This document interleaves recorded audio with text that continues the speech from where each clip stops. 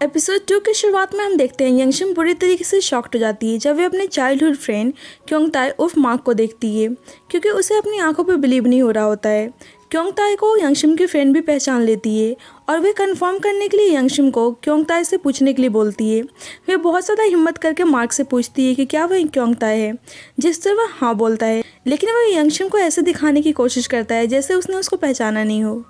जेंग हमान जो शो का एक टीम मेंबर होता है, वे अनाउंस करता है कि एक पार्टिसिपेंट का एक्सीडेंट हो गया है और वह शो में पार्ट नहीं लेगी।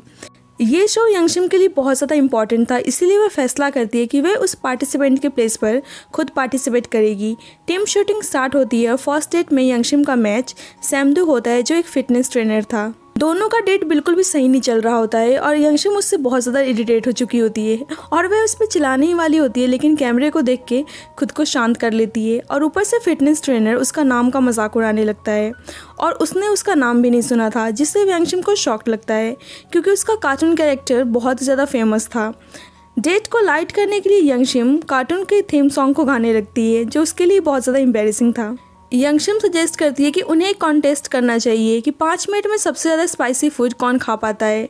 ट्रेनर तो अपने फिटनेस पे ज़्यादा ध्यान दे रहा था, इसीलिए वह खाता नहीं है, लेकिन यंगशिम सारे फूड्स टाइम पे फिनिश कर लेती है और चायदेंग उसे खाते हुए बहुत ही प्यार से देख रहा होता है। मीनवाइल हम क्योंगताई को देखते हैं जो अपने डेट जियोंगजिन के साथ किंग्स वैली आता है और दोनों पॉर्क कटलेट खा रहे होते हैं।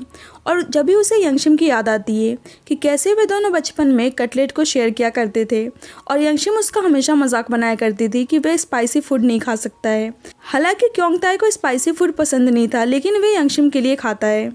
अब यंगशिम का नेक्स्ट डेट एक राइटर होता है जिसका नाम होजे होता है।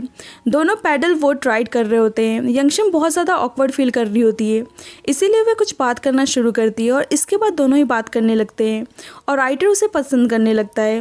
लेकिन अचानक से बहुत ज़्यादा स्पाइसी फूड खाने की वजह से उसे वॉमिटिंग सा फील होने लगता है और वह एक्सीडेंटली बोट से गिर जाती है। चायदेंग उसे पानी में गिरते हुए देखकर जंप करता है। हालांकि बेचारे खुद चायदेंग को स्विमिंग नहीं आती थी, लेकिन उसने यंगशिम को बचाने के लिए पानी में जंप लगा दिया और अचानक से चिल्लाने लगता है कि स्विमिंग नहीं आती है और यंगशिम से खुद को सेव करने के लिए बोलता है।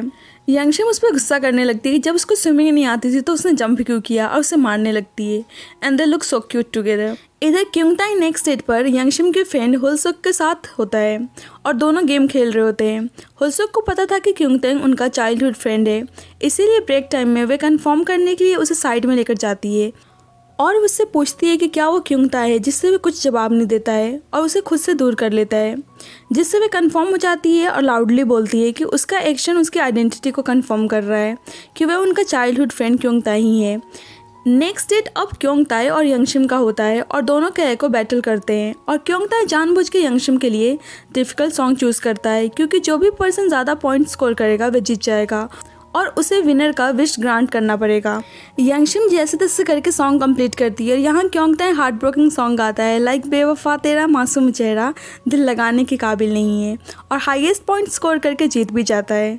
और अब ये यंगशिम से विश ग्रांट करने के लिए कहता है और उसे विश में एक हेडफोन बाय करने के लिए बोलता है।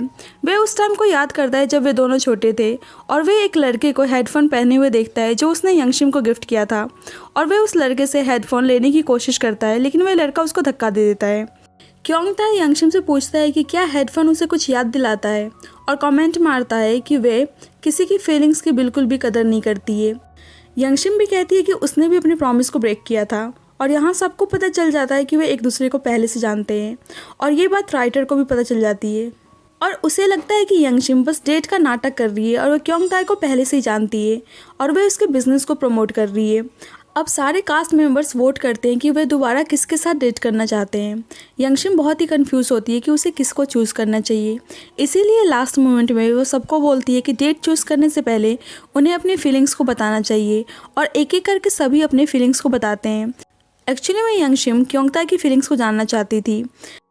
यंगशिम और क्योंगताई दोनों ही हिंट देते हैं अपनी बातों से कि उन्हें अपने पहले प्यार को फिर से शुरू करना चाहिए।